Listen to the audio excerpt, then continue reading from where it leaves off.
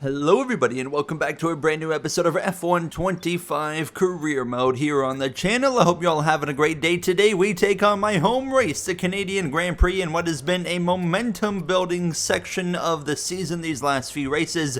Ignore the fact that I forgot to turn my webcam off on the right side of the screen. That will be off by the time we jump into practice, so you'll only got to deal with that for a few moments here. Now, as we're coming off of course, our first career win in the Spanish Grand Prix in quite unexpected fashion, and we've had now two back-to-back podiums as well, with a second position finish there in Monaco next to Max Verstappen. So things have been on a very upward swing here in these last few races, as we're also in the middle of talks with Ferrari right now and potentially racing for them going into the future, and all of a sudden we've gotten ourselves in position to be successful with Connor Sport. So now the question is, what do we do from here? I mean, Ferrari is fighting for the Constructors' Championship right now. They've got Lewis Hamilton and Charles Leclerc running very well, and of course you have to think that Lewis Hamilton might be looking at retirement, and that's probably why Ferrari's coming to us. But at the same time, I mean, Connor Sport was lacking, and then these last two races, now we finished second and first. So it's like, okay, do you leave Connor Sport and maybe give up a team that's on a big upward trend, or do we go to Ferrari, a team that's got a history of choking? I don't really know. As of right now, I think we just kind of have to wait and see how the rest of this season kind of plays out, because we know we've seen Ferrari start strong before, and then they, of course, fall off as the year goes on. I feel like that's a typical season for Ferrari. We very well could experience the same thing right here this season as well. As for us here in practice, though, pretty happy with the pace and feel of the car. We actually topped the session. You see some gyro switching to inters. The rain did start falling a little bit later on in FP1. So we're going to jump forward into qualifying here on Saturday afternoon. Some overcast skies, but it is supposed to remain dry here in qualifying and also for the Grand Prix. So we're not going to have to worry about any weather. You never really know what you're going to get here in Montreal now. Some races can be, I mean, an absolute monsoon, and then some races, you know, it's going to be, you know, it's a pretty average dry race, and that's what we're going to have this weekend here as we get ready to get behind the wheel of this Connor Sport Q1. Very straightforward down through the final chicane. Just run a decent lap, we should be okay coming back to the start finish line, and we would go into P11. That would be enough to get us through into Q2. However, my teammate of Aiden Jackson in 20th, a horrible qualifying effort. Antonelli in dead last. Red Bull's Franco Colapinto out in 18th position as we come into Q2. So a few surprise exits there. As for myself, though, in Q2 now, overall, again, feeling pretty confident in the pace. And we come through the final chicane now, down the front straightaway hard on the throttle, open up that rear wing with the DRS and come to the stripe. It's going to be P8.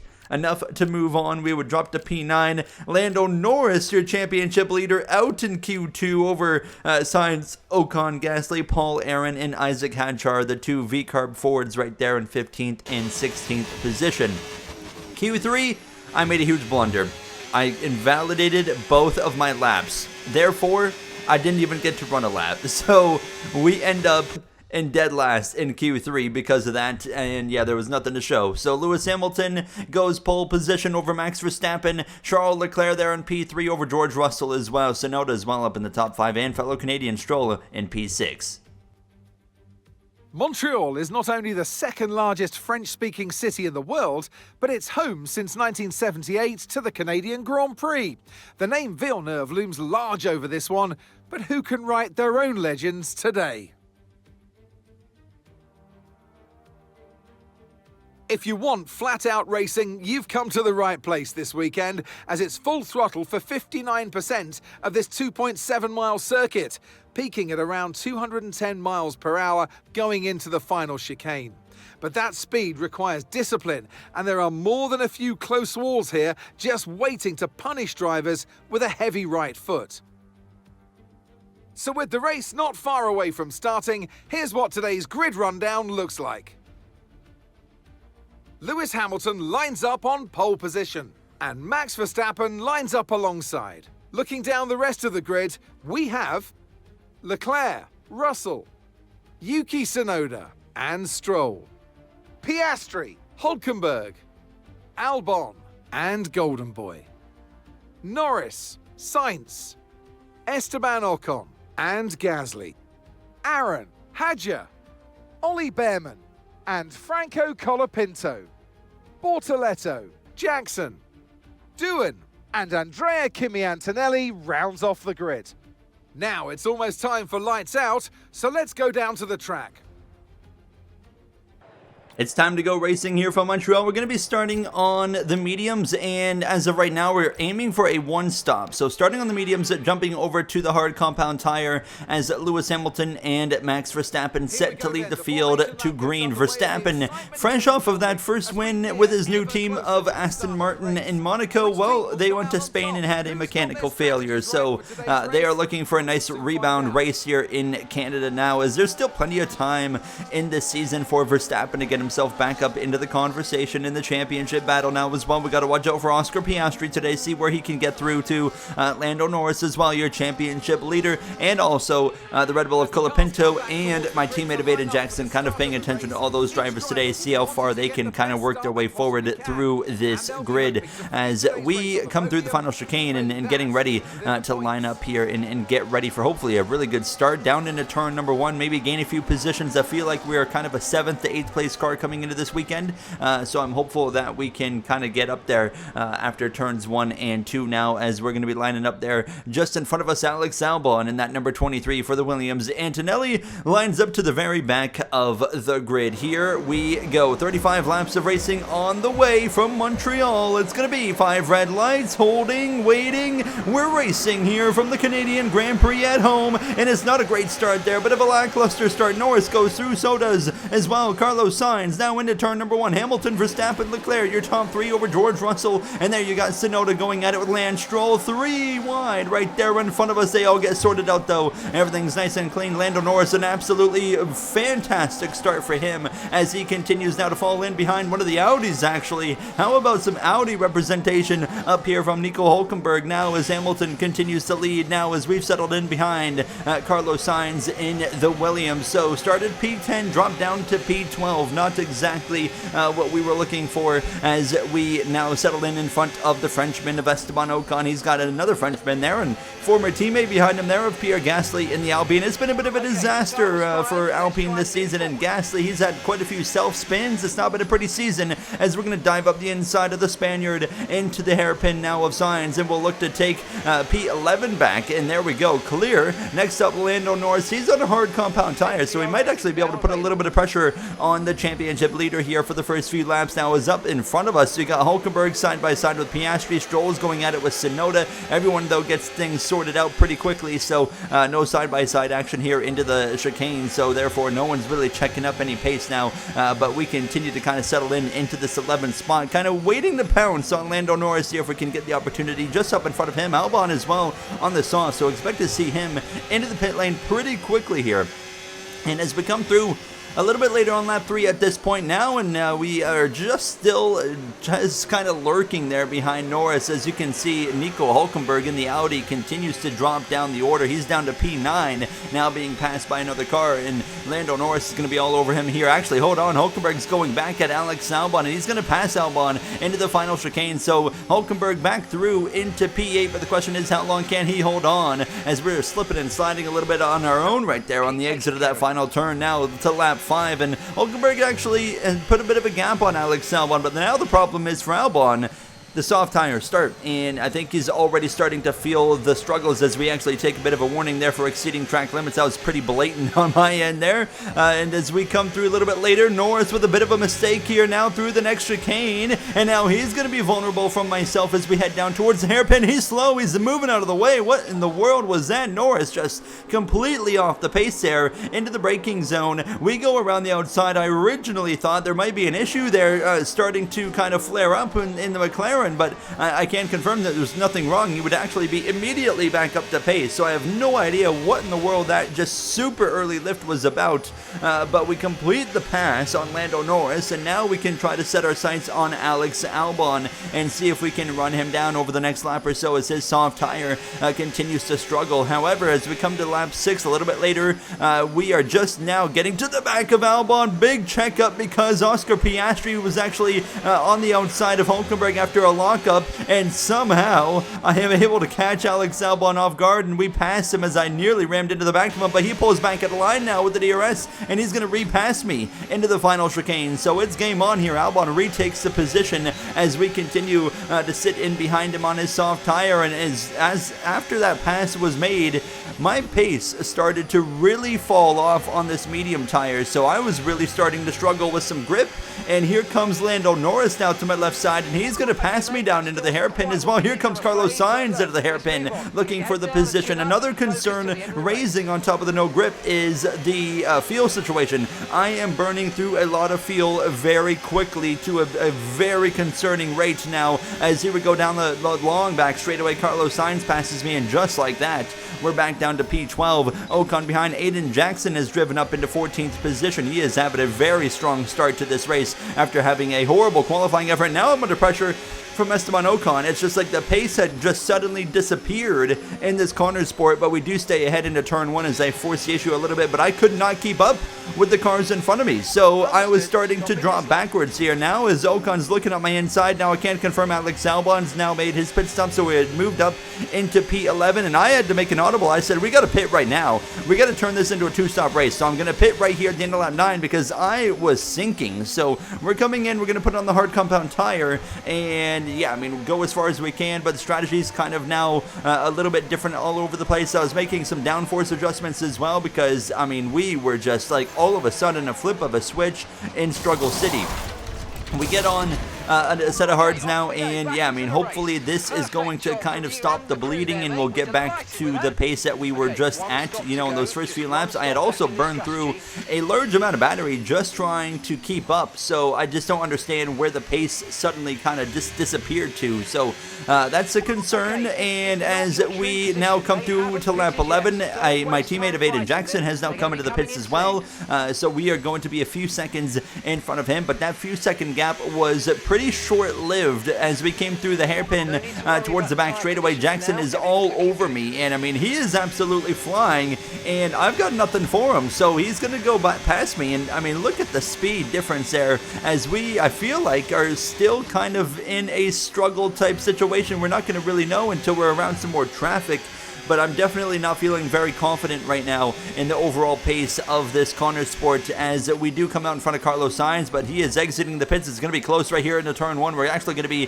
side by side with him as he's going to get us, unfortunately, on the exit of the corner. So now he is going to be free to go after my teammate of Aiden Jackson. As for myself, I mean, look at the fuel situation. We continue to lose fuel as well, as we are now right up to the back of a group of cars now at this point. You got Sainz, you got Jackson. They're stacked up behind Ollie Behrman and Paul Aaron, so that's why we've been able to at least stick with Carlos Sainz and them as we come through now to lap 13, and we've got cars exiting the pits just in front as well, and still waiting for all this pit window to kind of sort itself out, as Jackson would actually go for a move up the inside of Paul Aaron. He would be able to get the job done, as I nearly ran into the back of Carlos Sainz, similar to how we passed him, or was it Albon we passed earlier, but we did it on a Williams, and now here we are side by side right behind Paul Aaron as we go down this straightaway, looking for the overtake. Pierre Gasly just behind myself as well, but not able to complete it. But now drivers coming in like Paul Aaron as well as Ollie Behrman and Kimi Antonelli, so Bortoletto as well.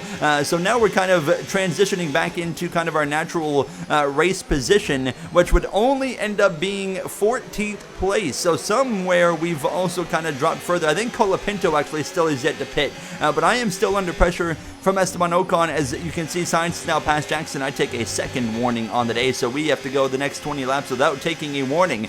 Sainz would drive away from Aiden Jackson, and I was just barely able to stay in the DRS range of my teammate, but this was all I had. I was struggling so hard as we've got yellow flags up in front of us. It's a Ferrari. I believe it's Leclerc who's got some issues now. Ocon trying to go up my inside. We say absolutely not. Waiting to see the name come up on the DNF, and it is in fact Charles Leclerc. Lando Norris's biggest threat in the championship's done right now, and that's going to be a big relief for Lando Norris now, as both the Ferraris were looking very, very sporty here today as we continue on. And now to lap 19, we have reached the negative in the fuel, and we are losing so much fuel so fast that I had pretty well given up at this point. I'm like, I don't think I can save enough. I think we have screwed ourselves on taking too much fuel out of the car at the start of the race. And as we come through to now actually seeing another mechanical issue here just behind us, that's Kimi Antonelli. His day is going to be over as well. No virtual safety car or anything. We stay green, but that's now 2 mechanical failures here in the last few laps for Ferrari and Mercedes of Leclerc and Kimi Antonelli. As for myself, just desperately trying to stay in the DRS range of Aiden Jackson, but I mean, things keep getting worse. Look how much I'm struggling for grip. It's just unbelievable. And I mean, now it's like I just don't see a path for me to save enough fuel to make it to the end of this race. Alex Albon's now come into the pits. I am continuing to struggle. Norris as well and Tsunoda, they're both into the pits here, so we're going to gain those positions temporarily, but of course we're going to be coming in here in a few moments on our own, as I am at least glad we've been able to stick with Aiden Jackson. But right here in the tail end of this run, Colapinto, actually, he's coming to the pits now. He is working his way forward. Fortunately, him passing Esteban Ocon would lead to a battle that kind of opened up the gap to those guys. But for myself, I mean, you can see now later in the life on this hard tire, we have unfortunately lost DRS to Aiden Jackson, and as soon as that happened, he would drive away, but he is now coming into the pits with Carlos Sainz at the end of lap 22.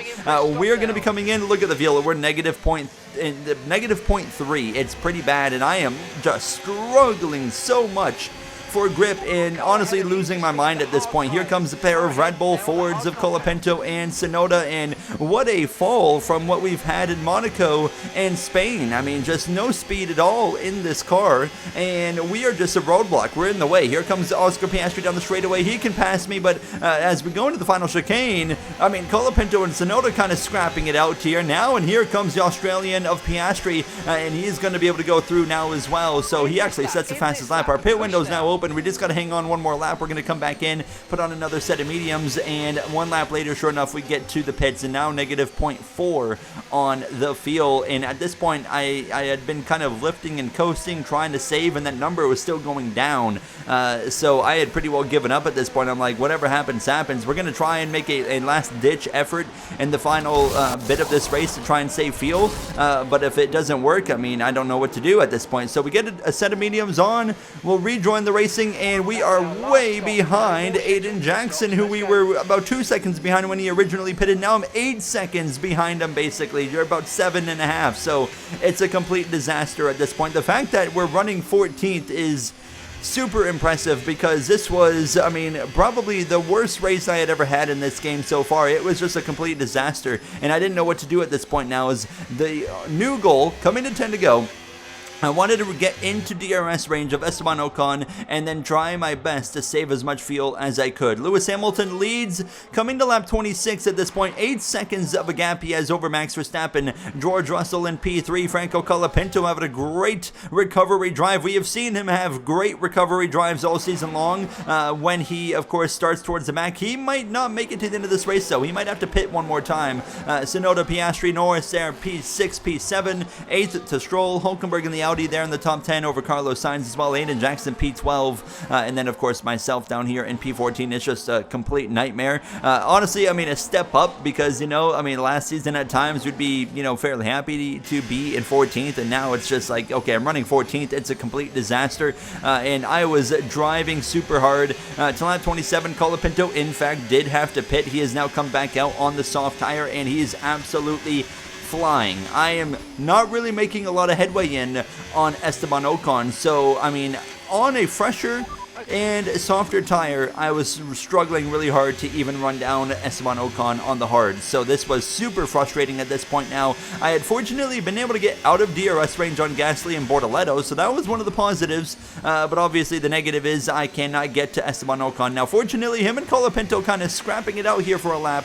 would allow me to close in. And now Colapinto has gotten clear, and we are within nearly a second of the Frenchman. As you can see, again, just struggling so much for grip trip here today in Montreal, and I just couldn't believe the lack of pace and the struggles we were having at this point now, and the fuel situation on top of that. Now, actually, Ocon makes a bit of a mistake right there, and that allowed me to get into the DRS, but with 5 laps to go, I'm finally in DRS. I've got barely any battery, and I'm negative 0.8 on fuel.